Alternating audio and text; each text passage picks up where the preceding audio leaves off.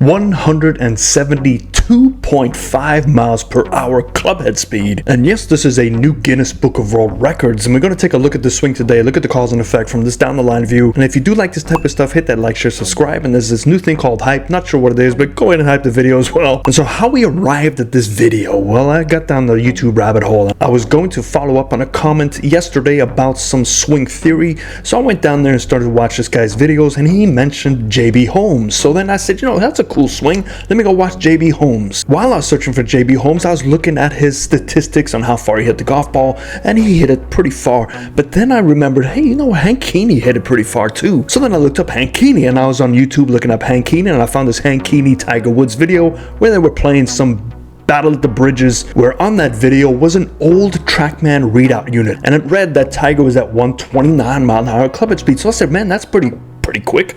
Let me look at what that's compared to now. So I went to look up 129 and where that falls into, and then I got the bright idea to say, what's the fastest recorded clubhead speed? And it popped out at 172.5. So I said, man, 172.5, that's a beast. Let's go take a look at this. So luckily, it's on video and it's playing right now. So I got curious and I looked up speedtoad.com, and here we have Dr. Sam Attanasio breaks the world record of 172.5. But if you take a look, it says during a speed training session on a TrackMan launch monitor, he reached 172.5. But if you take a look at this image here, a crop from the video, that looks like a GC quad. So one says TrackMan, this one says GC quad. And I went to do some more research on what GC quad and TrackMan are good at, and if it's really reliable, to see if this 172.5 stands. So I've got some notes here that GC Quad does use 4 high-speed camera, and it's known as a quadrascopic, to capture the ball flight at impact, and then it measures it directly from images. The clubhead position, the orientation, and speed are seen in actual frames. Where TrackMan uses radar to capture the clubhead and ball in 3D space, which as well measures the entire path and not just an impact window like GC Quad. Now there are some opinions that GC Quad is often considered the gold standard for impact data, which is ball speed, launch, spin, face angle, and path. But there are some critics that say it's not very reliable with clubhead speed because it can trend a little bit higher. Where TrackMan is viewed as the gold standard for full swing tracking and ball flight, and its clubhead speed is radar measured. So why does this matter? 172.5 miles an hour. There are some people out there that says, hey man, GC Quad, it could have been a little bit higher, but hey, it possibly could be a few miles an hour faster. But either way, let's just take a look, and I just want you to understand what I go through on a try and find a video for you guys, and the rabbit hole I find myself in many times. So I know your pain when you start searching for golf swing fixes.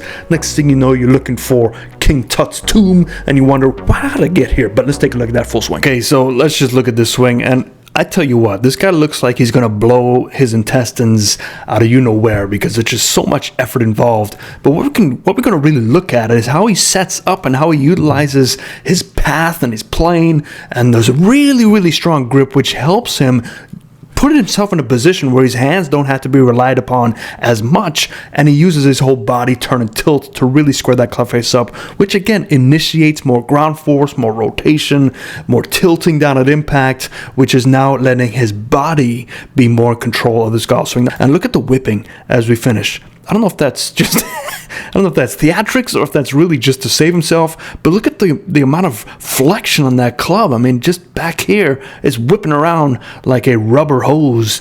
And something else I only see a couple times in the shower. Okay, but let's just start this out, and you can see this extreme setup. Now, what he has done, which is quite ingenious in my opinion, is he's merged both his lower plane line and his upper plane line into one, because what I usually look for is how the person goes from his or her lower plane line to the upper plane line based on his setup, and I usually find out where that is from the shoulder and keep it parallel to the original plane line. So in other words, let's say we have a more natural setup that you and I would have.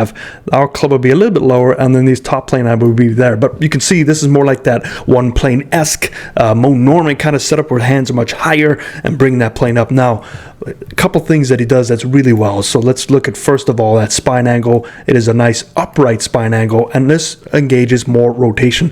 So we will see the shoulders, right? Remember, the shoulders will tilt perpendicular to that spine angle setup. And if you saw my Keegan Bradley yesterday, we saw Keegan was more over, so he had to lose a little bit of posture to not break his back. So we'll get Barney Purple out and look at that back brace line just to see. We'll also do a Barney Purple for the head height, put a little half box around there, and then we'll do a quick little check to see the centeredness. And this is a very key checkpoint too. So we got the arches of the heels there and the arches of the heels here. So we kind of split the difference because he's closing up.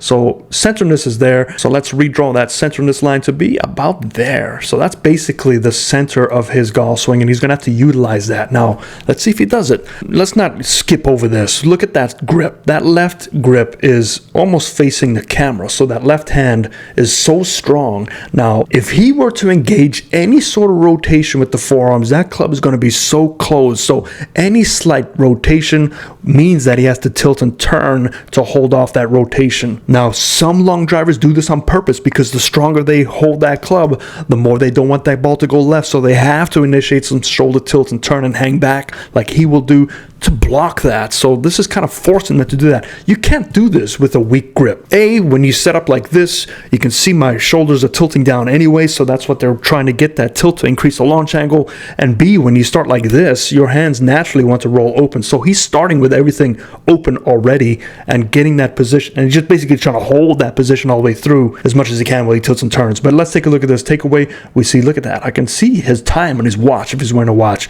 But look at the club. It goes straight up. The hands go up that plane. They're going to meet the top of the plane right here. So right there, look at that club. It has almost done a full circle back to the plane again. So we have a huge amount of rotation. The whole body is facing us. The hips have opened up. His shoulders are doing a great job of staying in that tilt-turn relationship, just like we saw Keegan yesterday, and he's still on his back brace line. Now we come on through. This is the key thing that I want you to watch, is look at the head height. The head height is going to drop down immensely, so we're getting that down. Now what goes down is eventually going to be pushed back up. Now he's not going to push up this way. He's going to push up with his lower body, and his upper body is going to fall back even more because he's falling back to change that launch angle to be much higher. But one thing is cool here is if you take a look at this and take this still image to any golf coach, they will say, man, that guy is so steep, he's in trouble. But we're going to use blue line over here, and we're going to see where that club shaft is. It is still below his initial plane, so this is still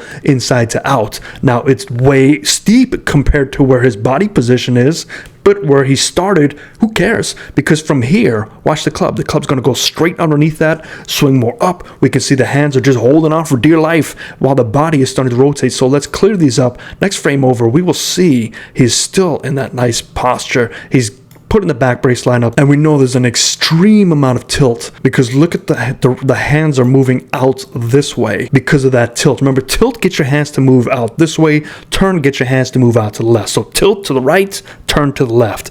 He wants to swing out right, and we come on through and we still see, look at the amount of turn. So the hands are just still in front of his shoulders and his chest. So everything is truly connected. Now we fall back because we're staying back at this point. We're not getting the lean thrust lunge, chicken wing guy coming in here. But this is why he loses balance, falls back. You can always tell somebody when they hit the ball really hard. They fall backwards with their drivers. They don't fall forward unless you're Gary Player and you got the secret to everything according to Gary.